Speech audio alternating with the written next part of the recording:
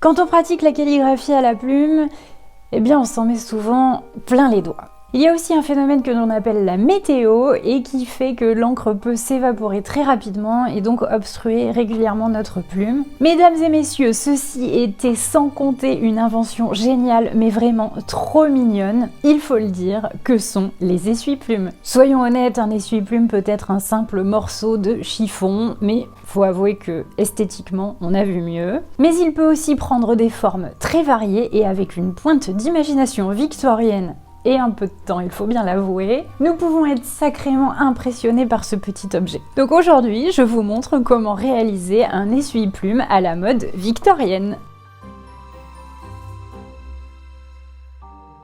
Si vous êtes nouveau sur cette chaîne, je suis Noémie Keren, artiste calligraphe près de Saint-Émilion, et je partage ici mon amour pour la calligraphie. Donc l'idée d'un essuie-plume, finalement, c'est de disposer d'un morceau de tissu pour pouvoir essuyer notre plume pendant la pratique. Et l'objet en question a été un petit sujet de création pour ces dames de l'époque victorienne. Parce qu'avoir un petit chiffon taché qui traîne sur le bureau, c'est quand même beaucoup moins élégant qu'avoir une jolie petite souris, vous ne trouvez pas? Comme toujours, avant de me lancer dans une création, je vais d'abord farfouiller toutes les archives qui sont disponibles. Alors, ne dérogeons pas à la règle et allons voir de plus près les images que j'ai pu rassembler.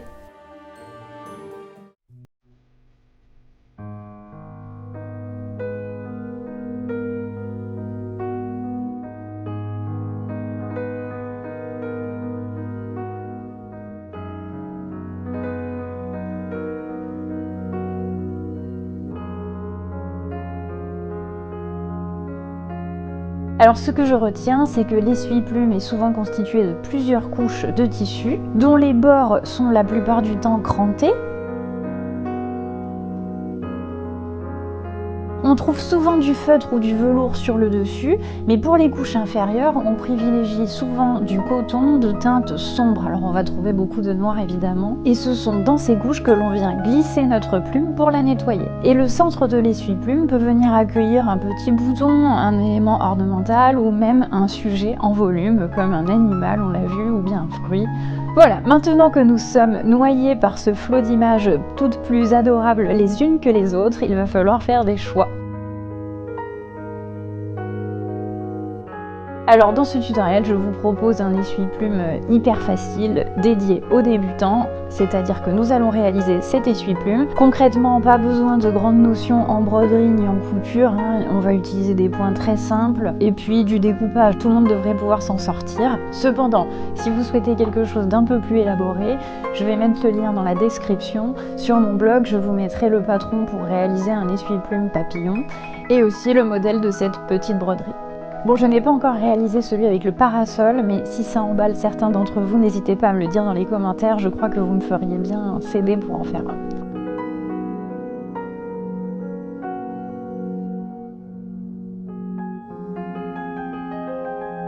Alors ce modèle, vous voyez qu'il est sympa parce qu'il y a des couleurs contrastantes. Il va vous falloir en gros du coton noir pour le dessous et du coton de couleur. Cependant, vous pourriez utiliser aussi du velours ou du feutre, c'est tout à fait possible. En termes de dimension, moi j'ai choisi de faire un essuie-plume qui fait à peu près 9 cm de diamètre. Ça rentre bien dans la paume de ma main, je trouve que cette dimension elle est pas mal. Nous allons devoir couper 2 cercles verts, 2 cercles blancs et 4 cercles noirs. Bien sûr, vous pouvez changer les couleurs, hein. Ici j'ai mis rose blanc, c'est très sympa aussi. Vous prenez ce que vous avez sous la main. Il faut des tout petits morceaux, hein. Il n'y a pas besoin d'aller acheter du tissu. Je suis sûre que vous avez ce qu'il faut sous la main quelque part. C'est tout l'intérêt aussi de cette petite création. Elle ne demande pas d'investir dans quoi que ce soit. Alors on l'a vu, hein, très souvent les bords sont crantés, donc le plus simple c'est quand même d'avoir un ciseau à cran. Pour le feutre, j'ai découpé circulaire puisque je n'avais pas le ciseau à cranter que maman m'a prêté. Merci maman. Donc nous allons découper 2 cercles d'une couleur, 2 cercles d'une seconde couleur et 4 cercles noirs légèrement plus petits. Soit vous utilisez un compas, vous tracez un cercle d'environ 10 cm, soit vous utilisez une tasse ou autre pour tracer le contour. Pour découper, si vous avez un ciseau à cranter, c'est rapide, on coupe directement le tour de chaque cercle. Soit ce n'est pas le cas, il va vous falloir un ciseau très pointu pour réaliser l'écran à la main, donc à la mode victorienne. Bon, si jamais, les 3 petits cercles noirs peuvent être découpés sans cran. Ouf. Alors maintenant, nous allons replier les 4 cercles colorés en quarts.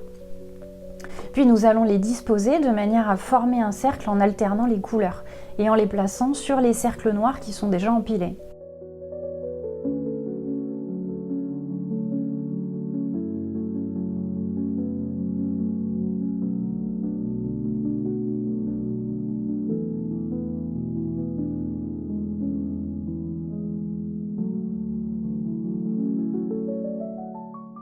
Donc si vous avez un fer à repasser sous la main, ça peut vous simplifier la tâche de vous en servir maintenant. Nous allons maintenant piquer à l'aiguille de manière à maintenir les cercles fixés les uns aux autres.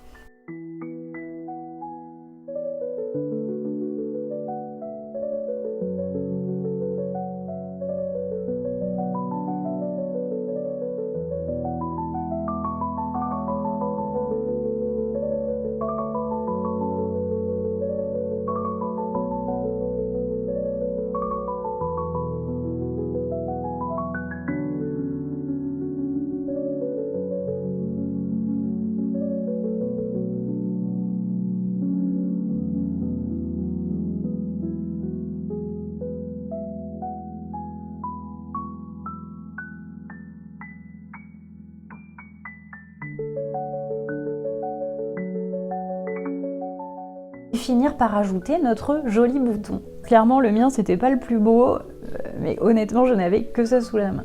Vous pouvez aussi rajouter un ruban noué, une jolie perle, bref, ce que vous avez sous la main, et qu'il vous plairait d'avoir près de vous pendant vos séances de calligraphie. Tadam! Voici notre essuie-plume niveau débutant. Pas mal, non? Bon, on va quand même l'essayer, hein. Allez, c'est parti!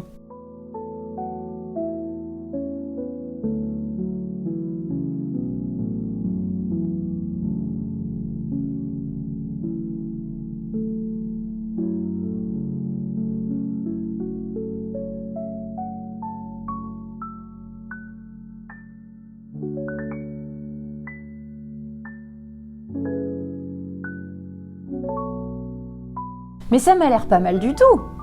Bon, vous l'aurez compris, tout l'intérêt est d'avoir une zone sombre dans les couches inférieures, celle que l'on tâche, qui soit camouflée par une esthétique un tantinet plus séduisante. Franchement, je le trouve assez sympa cet essuie-plume. Il m'a tellement plu que j'ai testé avec du rose aussi, et d'ailleurs là j'ai un peu fait différemment. J'ai cousu beaucoup moins loin, donc on voit le noir en dessous apparaître, ça fait moins carré. Voilà, ça dépend des goûts. D'ailleurs ici, vous voyez que je me suis arrêtée à la moitié, j'aurais pu aller jusqu'au bout au niveau de la couture pour avoir un rendu encore plus carré. J'espère que vous êtes déjà en train de farfouiller dans votre maison pour vous atteler à la création de votre essuie-plume. Oui, je les vois, ces petites mains qui cherchent un joli bouton au fond de la boîte à merveilles. Si l'envie vous prenait de réaliser un essuie-plume un tantinet plus élaboré, rendez-vous sur mon blog, je mets le lien dans la description. Donc j'ai réalisé quelques patrons en m'inspirant de ce modèle. Et puis de celui-là. En tout cas, j'espère que vous me montrerez les vôtres. Je ne crois pas qu'il soit possible de partager une photo dans les commentaires YouTube, mais vous pouvez très bien m'identifier sur les réseaux sociaux, @noémiekeren, sur Instagram et sur Facebook. Je serai très heureuse de voir ce que donnent les vôtres, évidemment. Et si vous avez envie que l'on aille plus loin dans cette thématique et que je vous fasse une nouvelle vidéo, mais avec un essuie-plume un peu moins débutant, dites-le moi dans les commentaires. Je ne vous cache pas que le format parasol me tend très bien. Ou bien la fraise ? Mon mari, lui, il a un penchant pour l'écureuil. Ça me semble un peu au-dessus de mes compétences.